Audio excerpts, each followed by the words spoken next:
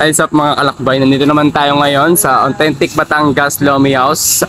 Dito sa may Maadaot. Kasama ulit natin si paring Arjen. Hey, good morning. Kamusta ito?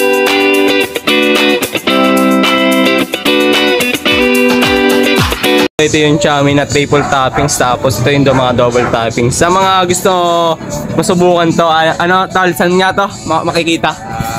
Malapit lang sa mga daot ng Arco. Ayan, sa mga daot ng Arco, mga kalakbay. Kita nyo mga mas authentic. Ay, mga mas authentic. Ayan, mga kalakbay. Ito yung susubukan namin ni paring Arjen, isang solid followers ko. Ito yung kanyang free tour. Ayan, tol, salamat talaga sa suporta. Pipicture ako naman.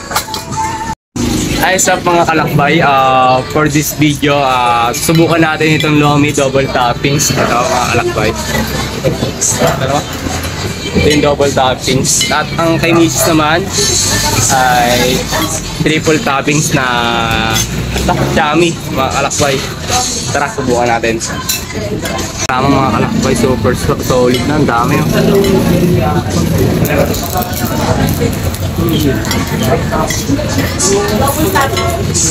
Sarap.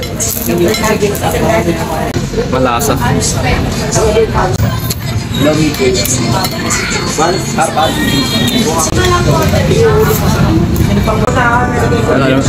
Ito naman sabi mo, tol. Sorry. Salamat. Shoutout na si Rob. Pagkakala next time. Ayan, Biglaan lang eh. biglaan kasi to. Ayun mga kalakbay, kasama ko si Mrs. And thankful kasi kaya naman siya ng favorite niya, yung chami. Ang akin favorite ay mga kalakbay ay ito, Lomi. Kaya yun, simulan natin to. Tapusin natin to. Kung galing siya kasarap. Toppings pa lamang, solid na. Mga kalakbay, talagang sarap ng Lomi Batangas dito. Sa mga gusto pumasyal dito, please visit Lomi Authentic dito sa may Maadaot. Meron naman silang Facebook page na makikita sa screen na pwede ninyong i-visit, at marami ditong customer, mga kalakbay. Makakaalis lang iba.